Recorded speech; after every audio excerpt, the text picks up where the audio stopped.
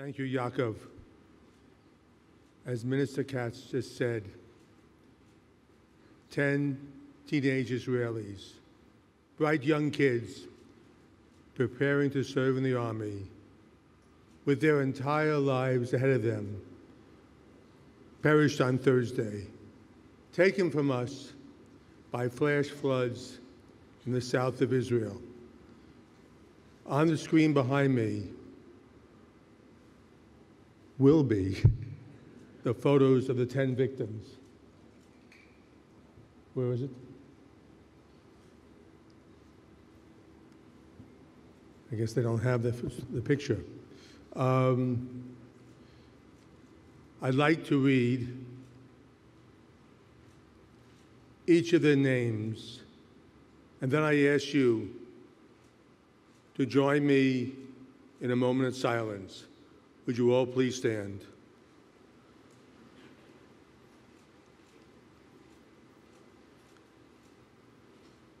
Desur Alfi,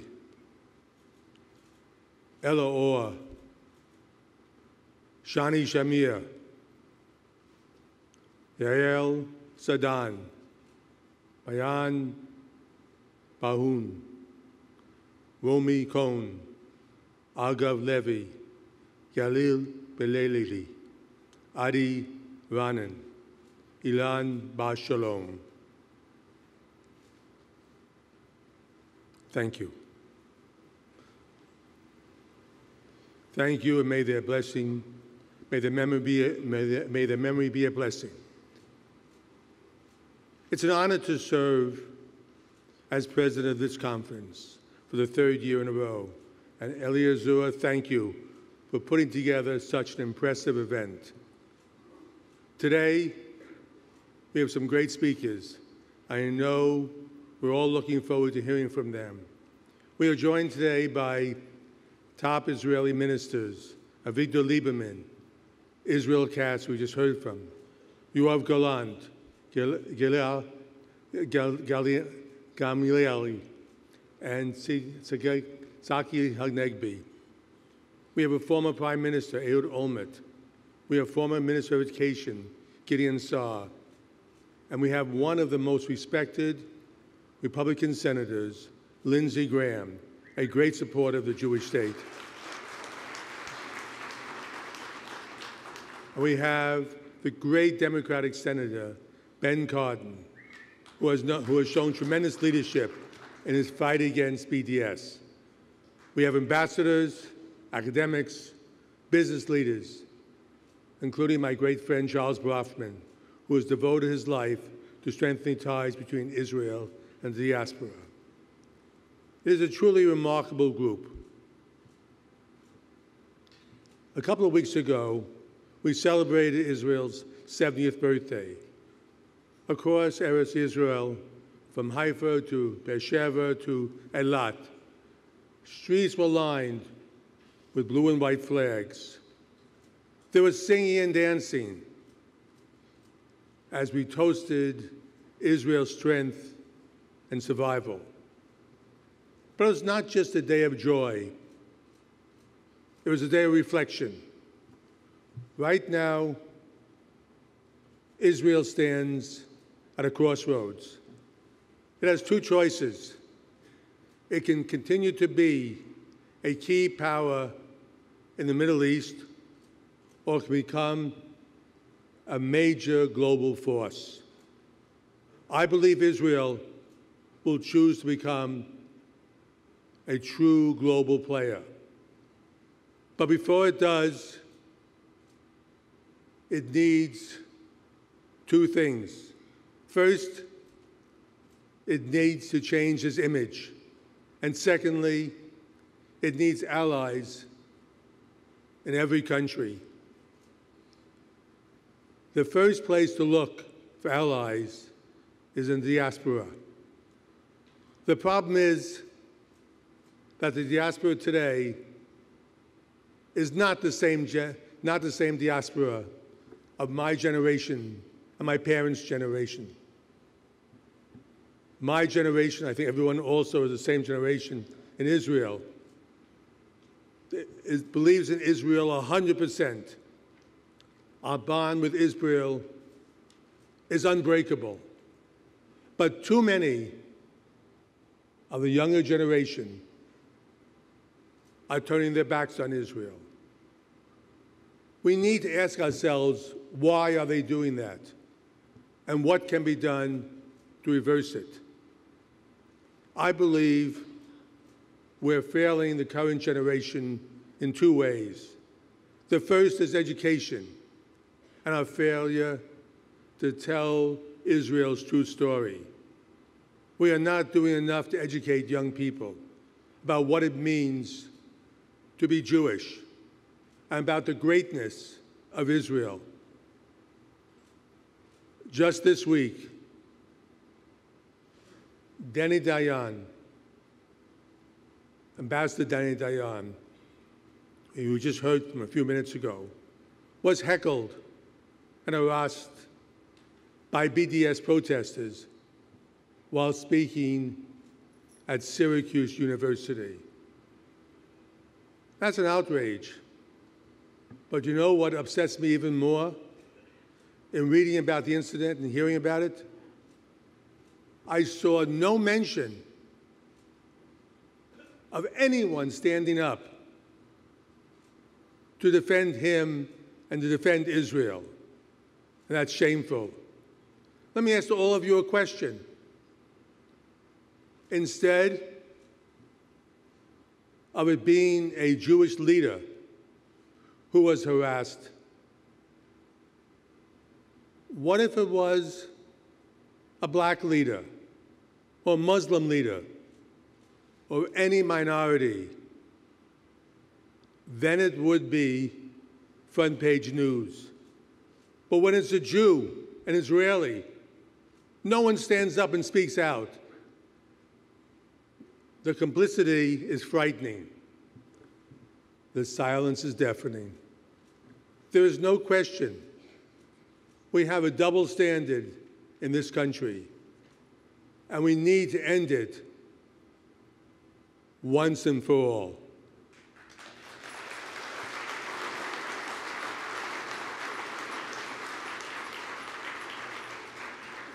Incidents like what happened in Syracuse should be a wake-up call. If we don't do something, we risk losing an entire generation of Jews to anti-Israel propaganda and hatred. Is this not a problem here in the United States? As president of the World Jewish Congress, I've been to 40 countries, representing 97% of the Jews in the world. And it's the same story in every country. So what should we do? First, Israel needs to devote substantial resources to telling the story. For political reason, that money that was put aside for Hasbara has been used by other ministries in Israel. Imagine if Israel bought one less F-16 plane and used that money for Hasbara, what a difference that would make.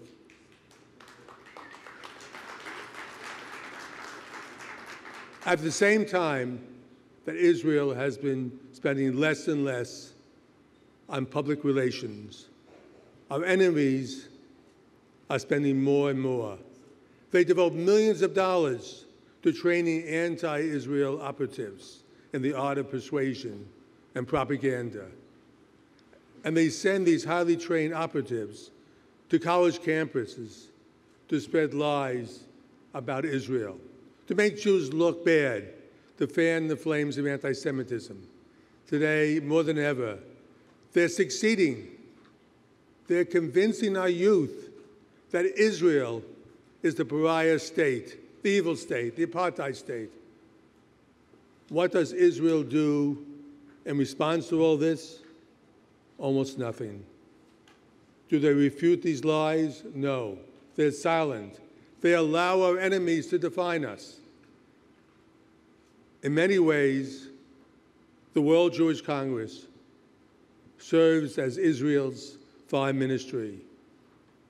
which is a good thing because Israel is probably the only country in the world today that doesn't have its own foreign minister. Every day, the World Jewish Congress strives to give young people the facts about Israel, not the garbage that fills the Facebook news feed. There's only so much we can do on our own. To better reach this younger generation of Jews, we need help. We need help from you, and we need help from Israel.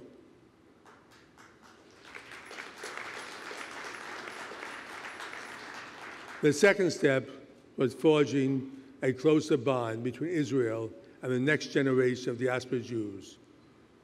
Will require Israel to rethink what it means to be Jewish. When Herzl dreamed of a Jewish state, he never imagined the kind of religious monopoly that exists today in Israel. Today, the ultra-Orthodox dominate Israel's politics. I know they believe that what they're doing needs to be done to protect the Jewish religion, and I commend them on that. However, what they're really doing is alienating a whole generation of young secular Jews. I met last week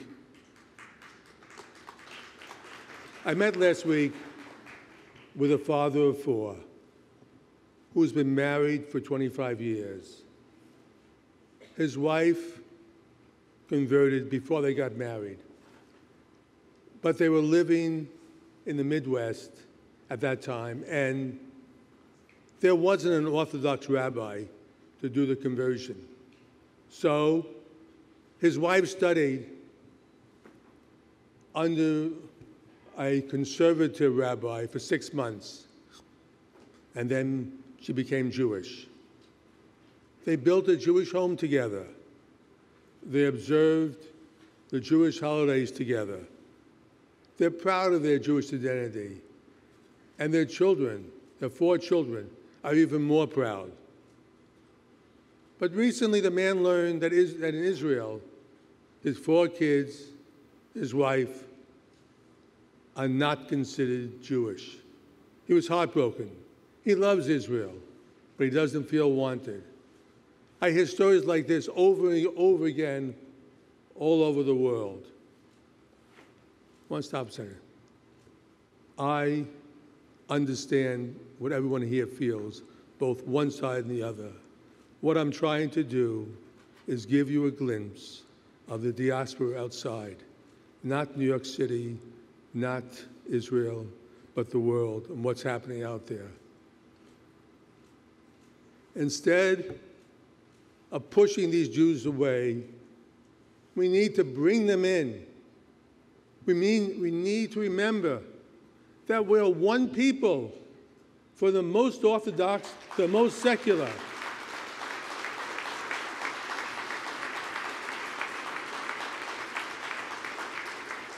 We're one people, from the most liberal to the most conservative. We are brothers and sisters, united by a common goal: the survival and the prosperity of the Jewish people and the survival and growth of Israel.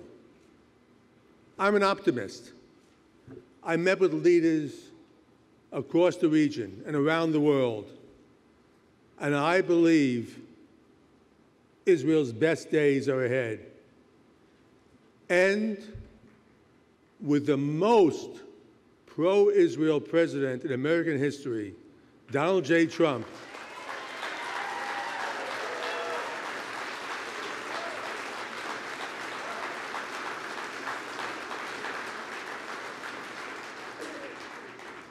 I believe that peace is possible and within reach.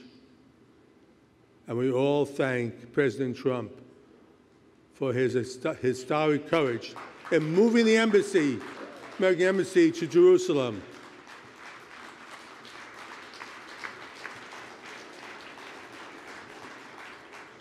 Israel needs to understand they need the diaspora. And the next generation of diaspora Jews need to understand they need Israel.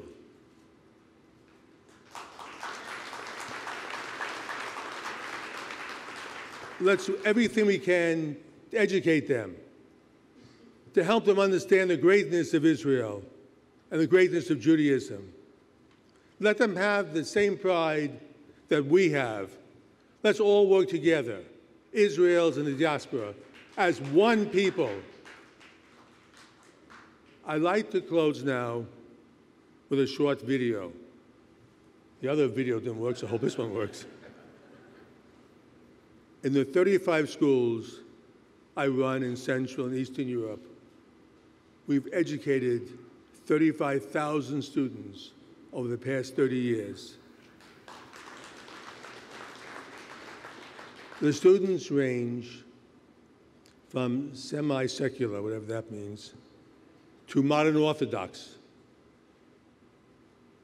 But the video you're about to watch, you won't be able to tell the difference. When you see is a common sense of pride in these children's faces, the pride we must instill in all Jews all across the diaspora. And now, hopefully, let me play a love song sung by these children with so much pride. It's called Hatikva. I'd like you all to please rise. Huh?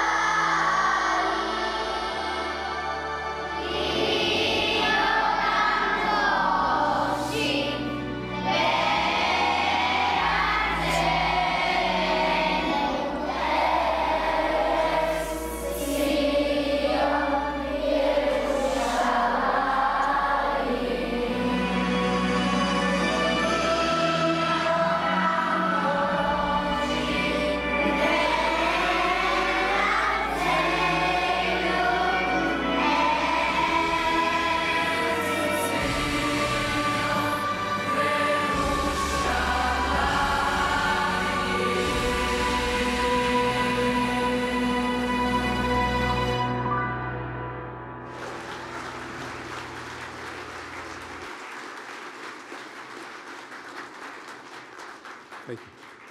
My dream is that one day every Jewish kid, everywhere in the world, will know the words to this beautiful song. These children, many of them, before they started my school, didn't really know what Jewish was about. And today, interesting enough, even the most secular kids put on a yarmulke and walk with pride in the streets of Eastern Europe and Athens and Rome, all over, because they understand what it means to be Jewish. Thank you. God bless you. God bless the United States. And God bless the state of Israel.